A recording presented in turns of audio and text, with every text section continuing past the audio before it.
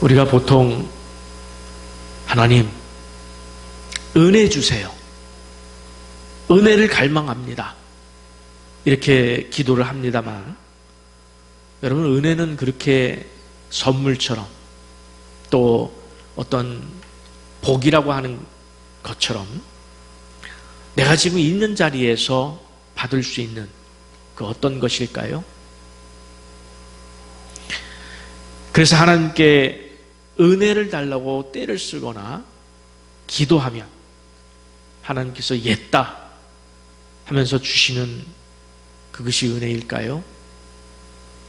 물론 틀린 표현은 아닙니다만은 바울은 로마서 6장에서 은혜를 어떤 물건처럼 부르지 않고 하나의 영역으로 표현하고 있다는데 우리가 주목할 필요가 있습니다.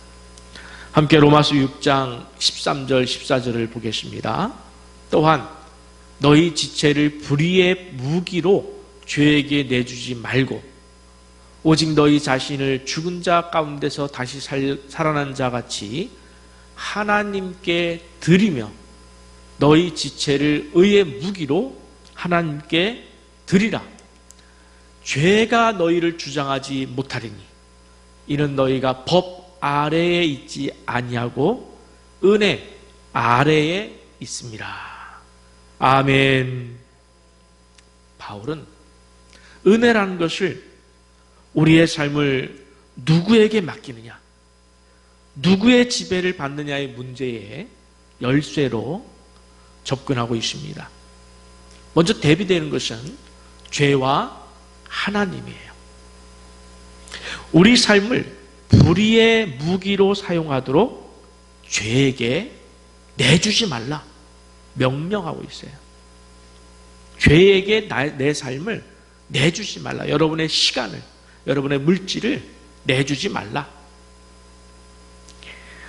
우리의 삶을 불의의 무기로 사용하도록 죄에게도 내주지 말고 대신에 하나님께 드리라는 거예요.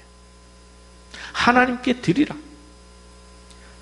쉽게 말해서 너희는 죄가 지배하는 영역에서 빠져나와서 하나님이 통치하시는 영역으로 들어가라.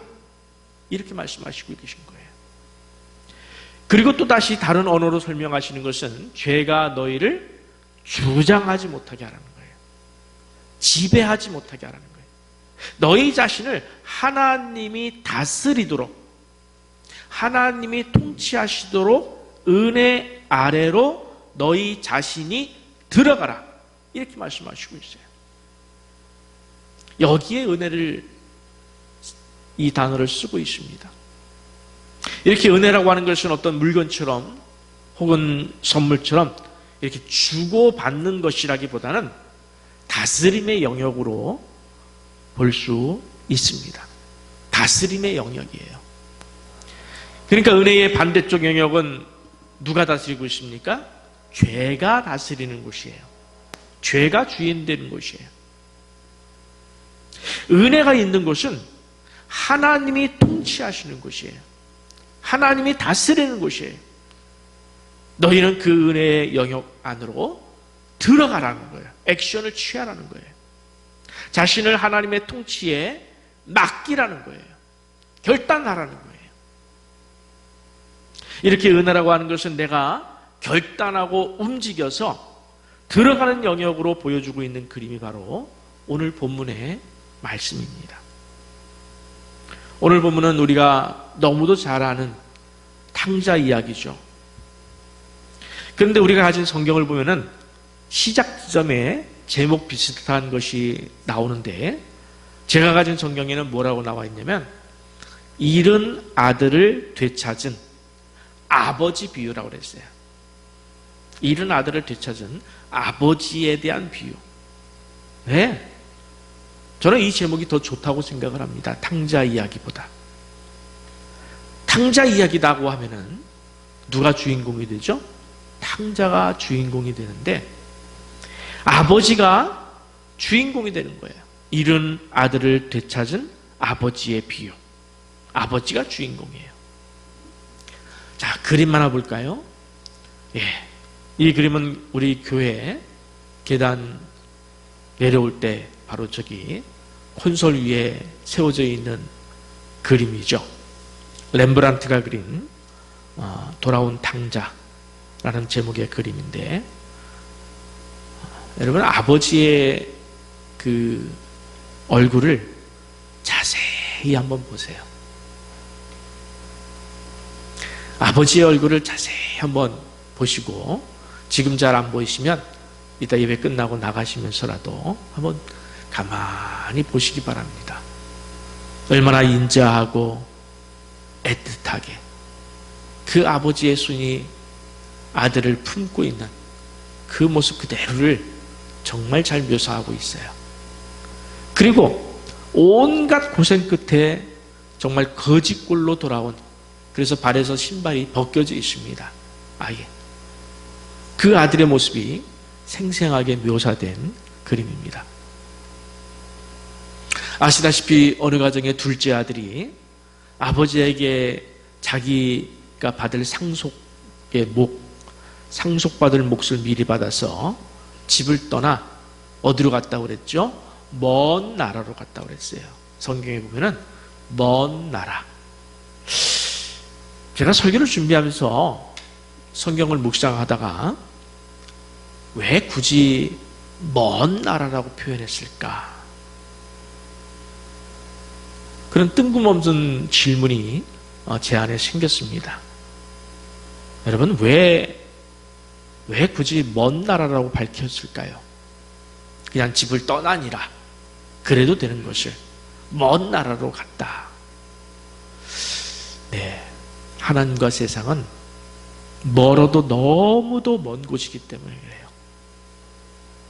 하나님과 세상은 멀어도 너무도 먼 곳이에요. 바꿔 말하면 하나님과 세상은 절대로 섞일 수 없는 영역이에요. 섞일 수 없는 영역이에요. 같이 갈 수 없는 영역이라는 점을 시사하고 있습니다. 여러분 자신을 돌아보시기 바랍니다. 여러분도 세상과는 조금도 섞이지 않은 정말 하나님의 자녀로 지금 살아가고 계십니까? 여러분, 세상을 떠나 살라는 말씀이 아니에요. 우리는 육신을 가지고 있는 이상 이 세상 안에서 안 믿는 사람들과 부딪히며 살아가야 될 상황에 놓여 있는 건 사실이에요. 무엇을 말하는 거냐면 마음을 말하는 거예요. 여러분의 중심을 말하는 거예요. 하나님 자녀의 마음은 세상과는 너무도 거리가 멀어서 단 1%도 섞이지 않아야 하는 것이 목적이에요. 단 1%도 섞이지 않아야 돼요. 그것을 말해주는 것이 뭐냐면 성결과 거룩이에요. 그래서 하나님께서 뭐라고 하셨습니까? 내가 거룩하니 너희도 거룩하라. 하나님 혼자 거룩하자고 하지 않았어요. 거룩이라는 것은 세상을 완전히 떠난 것을 말해요. 근데 하나님께서 그렇게 계셔요. 그렇죠? 그건 인정하시죠? 근데 하나님이 요구하십니다. 너희도 나처럼 거룩하라. 무슨 말이죠? 내가 있는 곳에서 살아라. 내가 세상으로부터 멀리 떨어져 있으니까 너희도 세상의 죄, 물질에 대한 탐심과 탐욕, 거짓과 우상 숭배로부터 멀리, 정말 멀리 떨어져서 완전히 차단되어서 살아라. 그것이 하나님 말씀이에요. 마치 이스라엘 백성들이 애굽에서 어떻게 했습니까? 들락날락했습니까? 아니에요. 완전히 떠났습니다. 그리고 홍해를 건넜습니다. 광야 생활을 하고 요단강을 또 건넜습니다. 왔다 갔다 하지 않았어요. 그리고 가나안 땅에 들어갔어요. 똑같은 거예요. 우리도 마음으로, 우리 중심으로 세상에서 완전히 다 나와서 하나님의 도성인 가나안 땅으로 들어가야 그것이 맞는 겁니다. 여러분, 교회는 세상 속의 교회입니다. 그러나 교회의 본질만큼은 세상의 죄와는 완전히 구별된 거룩한 곳이어야 돼요. 이 교회는 하나님이 통치하는 곳이에요. 세상이 들어올 수 없는, 세상이 지배할 수 없는, 간섭할 수 없는 그러한 곳이 되어야 교회입니다. 이 교회를 세우기 위해서 예수 그리스도께서 십자가에 죽으셨어요. 핏값으로 사신 교회예요. 이 교회 안에 여러분이 들어와 계시다는 거예요. 우리의 존재적 가치가 이 교회를 통해서 밝혀져야 돼요. 그래서 하나님께서 내가 거룩하니 너희도 거룩하라. 그런데 현실은 많이 다르다는 것이 솔직한 심정 아닙니까? 이 교회 안에. 아니, 성도의 마음속에 세상의 죄가 너무도 많이 들어와 있습니다. 여러분, 이 교회 안에 세상의 죄가 스스로 들어올 수 있을까요? 없어요. 교회 안에 죄가 들어오는 것은 누굴 타고 들어옵니까?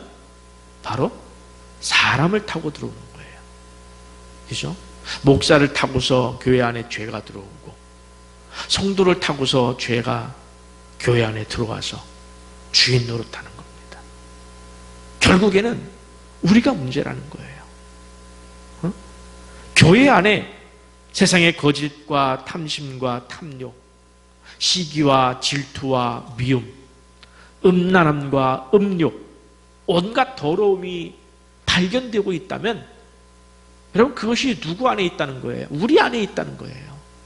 그냥 여기 이렇게 두둥실 떠다닌다는 것이 아니에요. 내 안에 있는 거예요. 그렇다면 이 교회를 하나님의 집이라고 할 수 있을까요? 하나님의 집이라고 할 수 없어요. 그래서 예레미야 7장을 보면은 세상의 거짓과 탐욕과 우상 숭배에 빠진 백성들이 예루살렘 성전, 그 멋진 솔로몬 성전을 가리키면서 뭐라고 그랬냐면 이것이 여호와의 성전이라 하면서 기뻐했어요. 자부심을 품었어요. 그때 예레미야가 뭐라고 말했냐? 이것이 여호와의 성전이라 하는 거짓말을 믿지 말라 그랬어요. 이것이 여호와의 성전이라는 거짓말을 믿지 말라. 오히려 이곳은 도둑의 구렬이니라. 그렇게 선포했습니다. 여러분, 그런 의미에서 우리 교회는 여호와의 성전일까요? 아니면 표현하기도 무서운 도둑의 구렬일까요? 우리의 입술에 따라서 이 성전이, 이 교회가, 새생명교회가 여호와의 성전이 되는 것이 아니에요.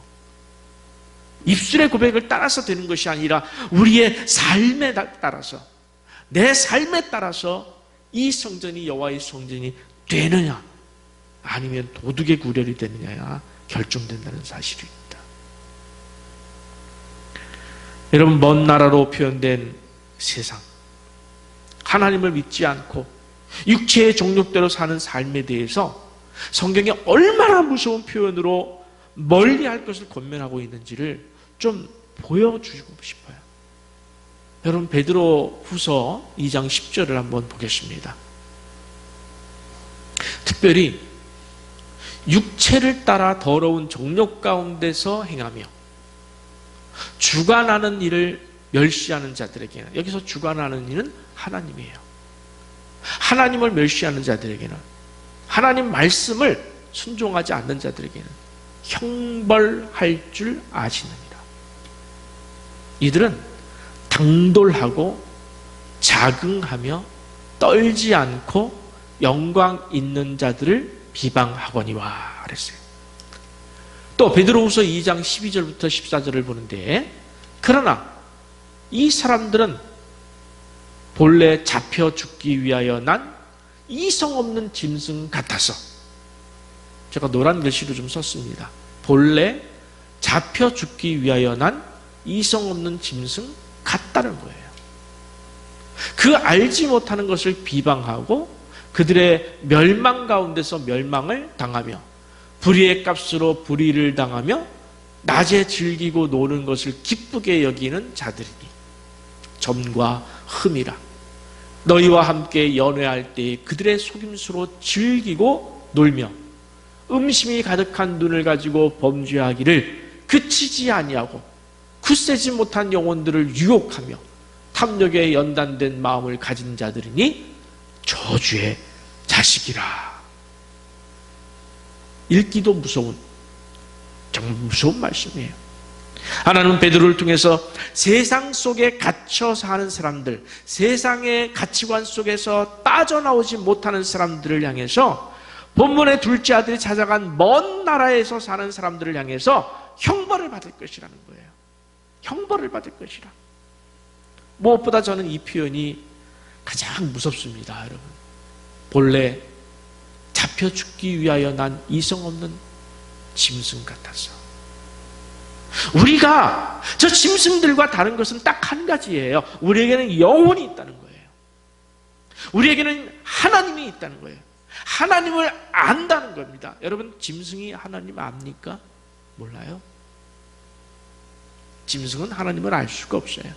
그들은 성경의 표현 그대로 잡혀 죽기 위하여 난 이성 없는 짐승일 뿐이에요. 여러분, 무섭지 않습니까? 하나님의 통치 영역을 떠나서 먼 나라라고 하는, 자기가 주인 되어 사는 사람, 아버지 내 몫을 주시옵소서, 그걸 가지고 떠난, 거기서 사는 삶, 세상의 죄와 결탁해서 빠져서 사는 삶, 하나님께 불순종하는 삶, 뭐라고 그랬습니까? 영혼 없는 짐승 같다. 무섭죠? 저는 너무 무서워요. 전 너무 무서워요. 등골이, 정말 성경을 읽을 때 등골이 오싹합니다.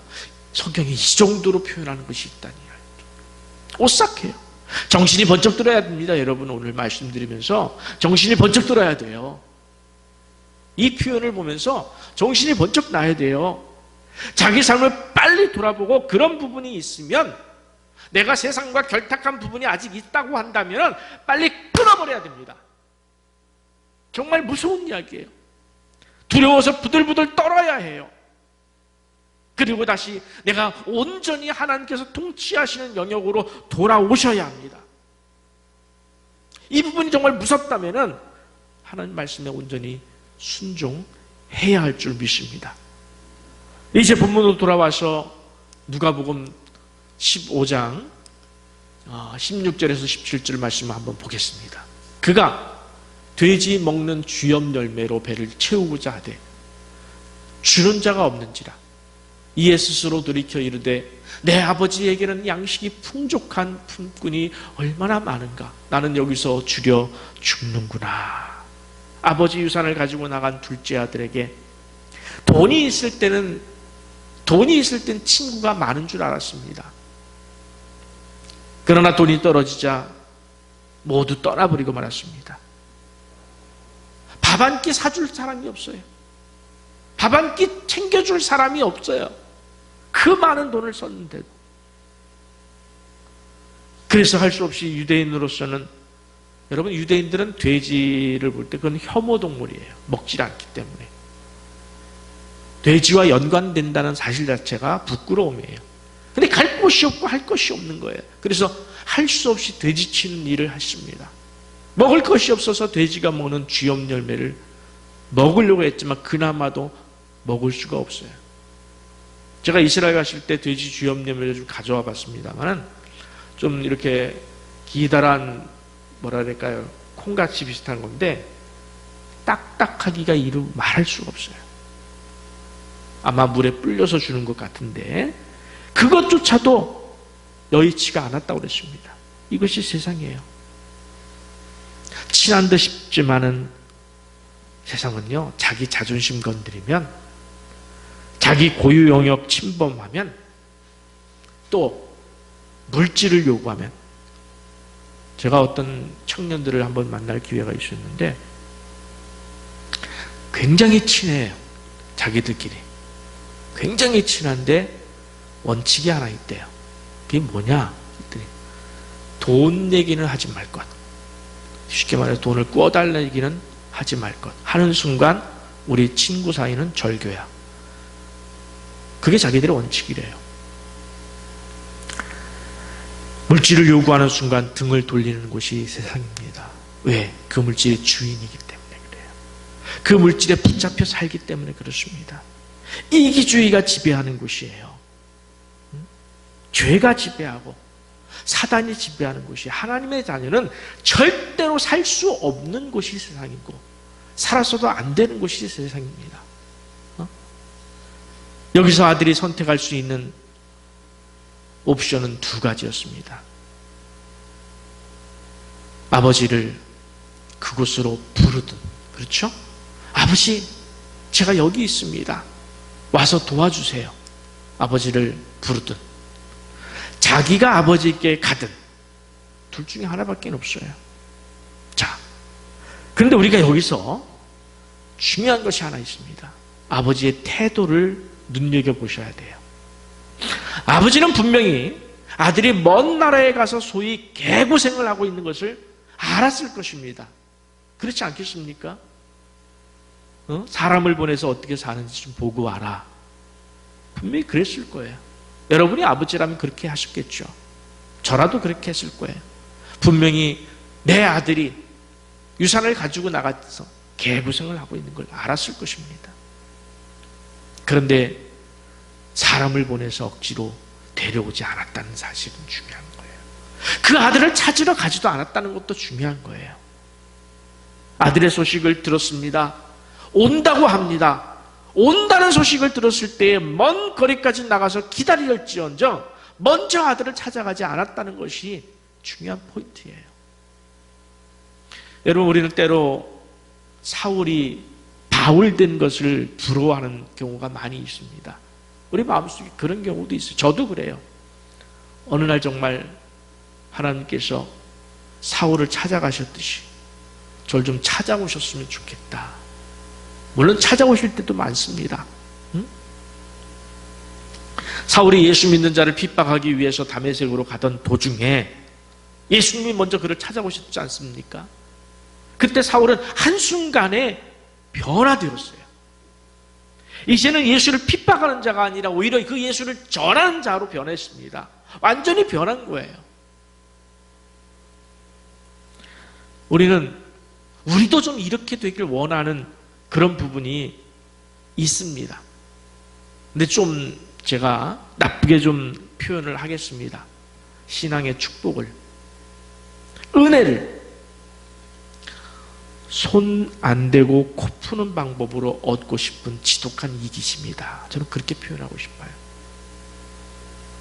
은혜는 받고 싶은데 내가 뭘 해서 은혜 받는 것이 아니라 내가 엎드리고 내가 금식하고 내가 기도하고 내가 하나님 앞에 나와서 울고 불고 하면서 그렇게 받는 게 아니라 그냥 내 있는 자리에서 내 하고 싶은 대로 하면서 사울처럼 예수를 핍박하러 가는 그 자리에서 하나님이 찾아와서 어느 날 짠 하고 나를 변화시켜 주시는 것.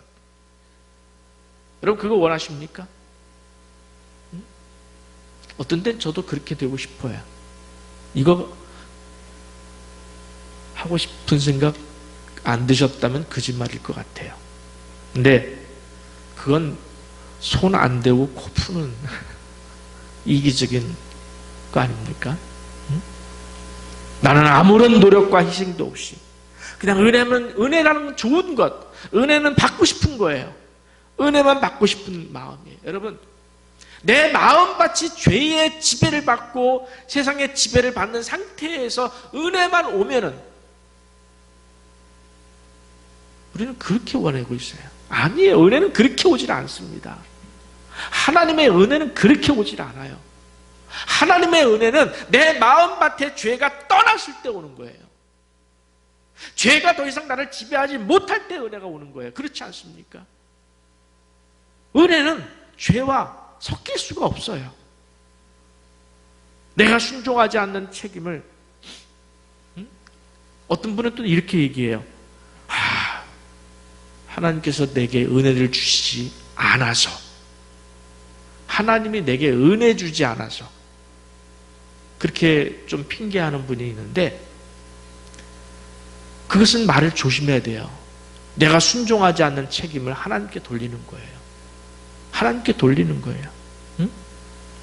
탕자와 똑같은 거 아니겠습니까? 아버지께서 찾아오지 않아서 아버지가 나를 찾아오지 않아서. 여러분이 은혜 받지 못하는 것을 하나님께 책임을 돌리지 마세요. 탕자가 어떻게 은혜를 받았는지를 보시기 바랍니다. 물론 하나님의 깊으신 경륜 속에서 바울처럼 하나님의 일방적인 찾아오심으로 그가 은혜의 장막 안으로 들어갈 수도 있어요. 네, 있습니다. 그러나 이건 정말 특별한 사례예요. 우리 가운데 대부분은 그런 과정이 아니라 여기 이 아들이 겪는 과정으로 은혜를 받는다는 사실을 기억해야 돼요. 어떻게 했습니까?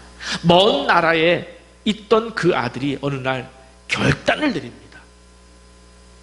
나 이제 돌아가리라. 아버지가 기다리시는 집으로 결단을 합니다. 그리고 회개합니다. 회개합니다.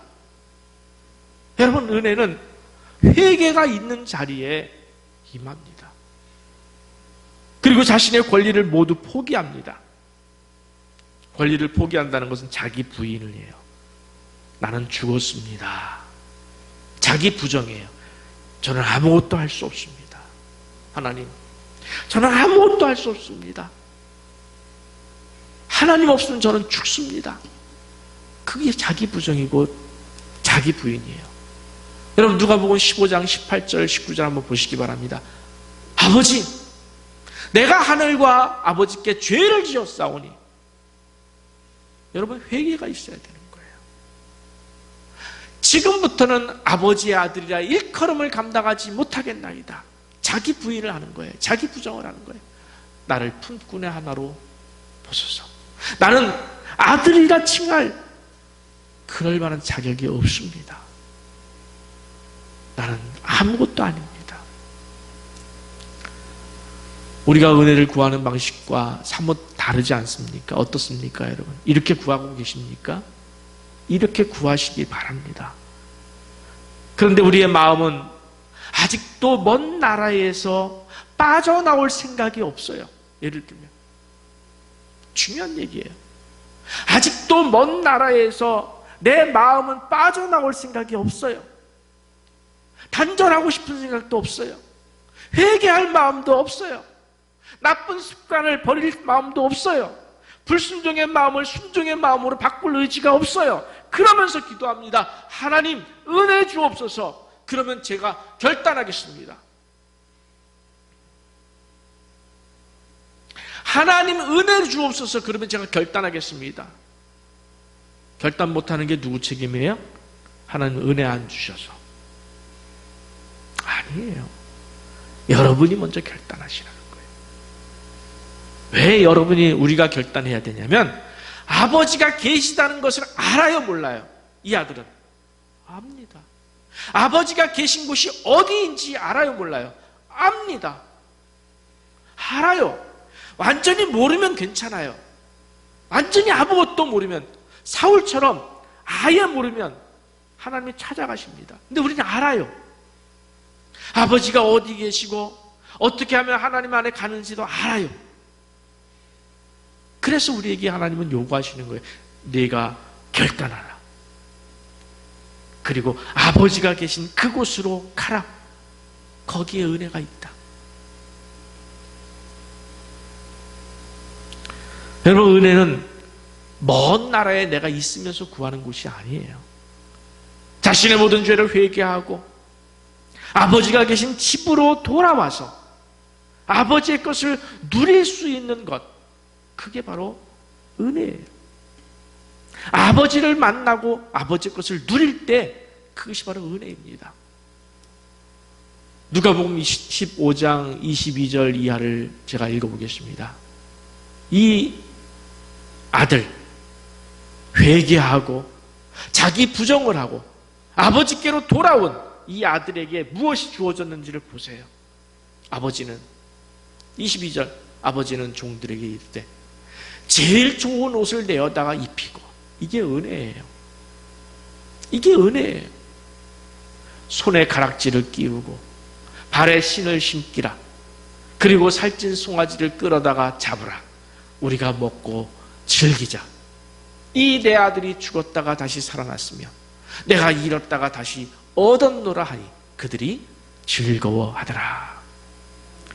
아들이 먼 나라를 뒤로하고 완전히 회개하며 돌아왔을 때에 아버지는 그에게 제일 좋은 옷을 입혀주는 은혜를 베푸십니다. 손에 가락지를 끼워주고 발에 신을 신깁니다. 다시 아들의 신분을 회복시켜 주시는 은혜를 베푸십니다. 여기가 은혜의 지점이에요.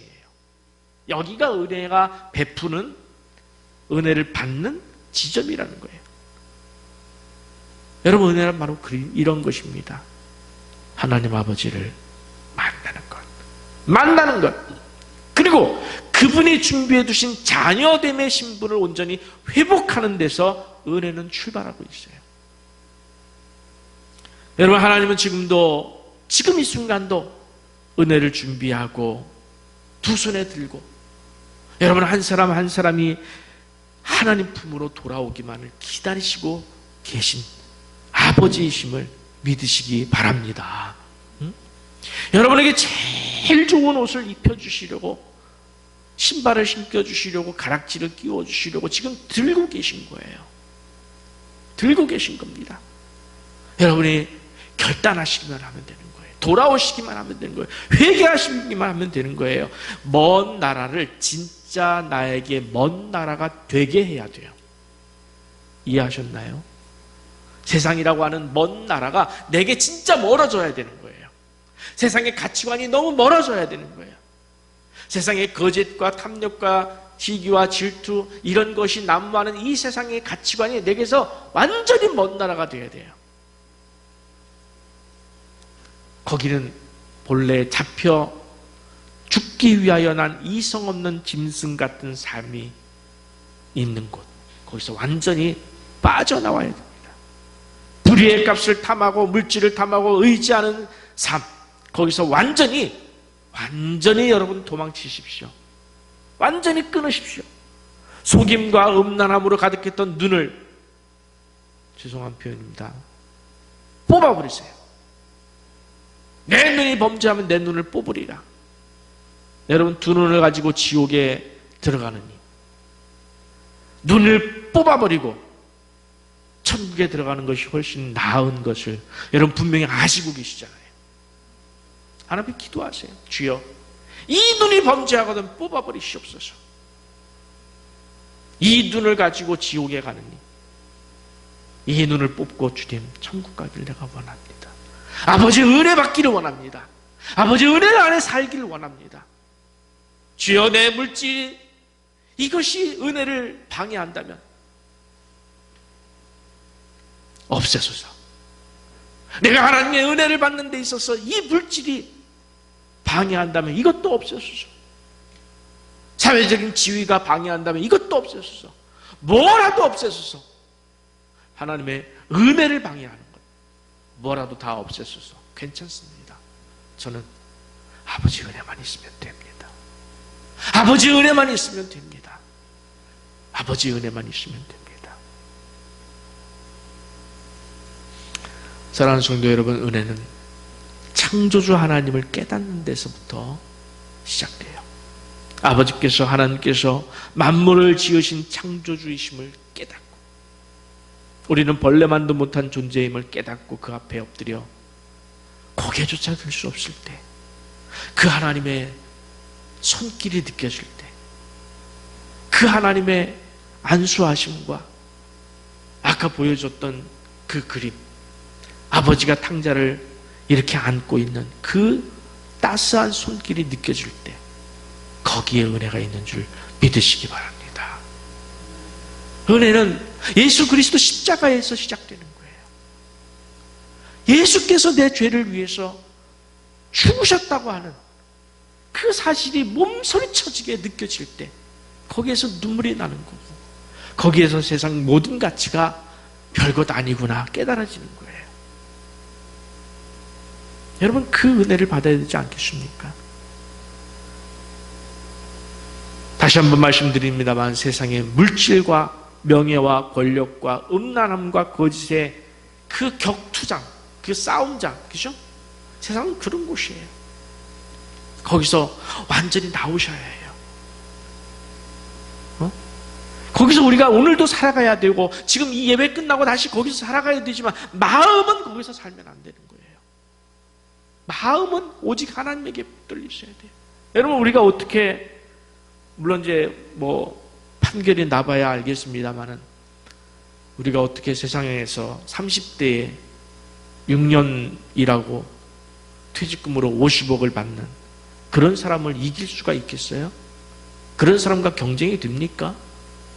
여러분, 어떻게 서울대 또는 미국 하버드대 나온 사람, 수재들과 경쟁해서 이길 수 있겠습니까? 법을 주무르고 자기 마음대로 휘두르는 그런 사람들의 편법과 이기심 앞에 여러분 이길 수 있겠어요? 그들과 계속해서 그 안에서 경쟁하며 사시겠습니까? 세상적인 방법으로 계속해서 경쟁하며 사실 수 있다고 생각하십니까? 아니에요. 우리는 거기서 경쟁하며 사는 사람으로 부름받지 않았어요. 세상 만물의 주인이신 하나님께 돌아와. 하나님께 돌아와. 온전히 내 삶을 그분에게 맡기고 온전히 그분 앞에 순종하셔서 그분이 베푸시는 은혜와 사랑의 통치 아래서 살 때에 우리가 진정한 삶을 살 수 있다는 것을 우리는 잘 알고 있지 않습니까? 아는 것에서 그치지 말고 결단하시라는 거예요. 결단하시라는 거예요.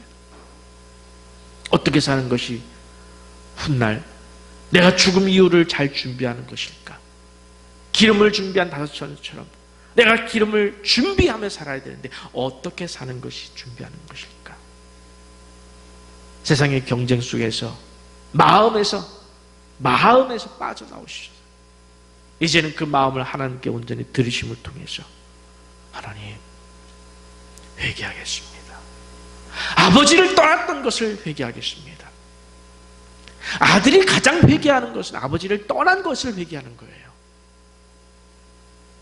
우리가 하나님을 떠났던 것이 있다면, 떠났던 부분이 있다면, 여러분 지금 이곳에 와서 예배를 드리고 있습니다. 우리가 그렇다면 떠나지 않았다? 아니에요. 마음속에 어느 영역, 내 삶 속에 어느 영역, 이 부분만큼은 내가 하나님에게 맡기지 못하겠습니다 하고 내가 틀어주고 있던 이것 회개하겠습니다. 주님, 이것도 주님께 맡기겠습니다. 이제 이것도 다 주님께 맡기십니다. 나는 아들이라 칭함을 받을 자격이 없습니다. 그럴 때 하나님께서 얼마나 크신 은혜로 우리를 안아주실까요? 이미 준비해 두고 계신데. 여러분, 은혜 받는 자리가 어디일까요? 말씀과 기도와 예배가 있는 자리인 줄 믿습니다. 새벽 예배, 수요 예배, 금요 예배, 가정 예배, 주일 예배. 여러분, 여기가 은혜 받는 자리예요. 이 자리를 사모하면서 돌아온 탕자처럼 여러분의 모든 삶을 주께 맡김을 통해서 그 아버지의 베푸시는 은혜를 충만히 받으시는 여러분 모두가 되시기를 간절히 바랍니다.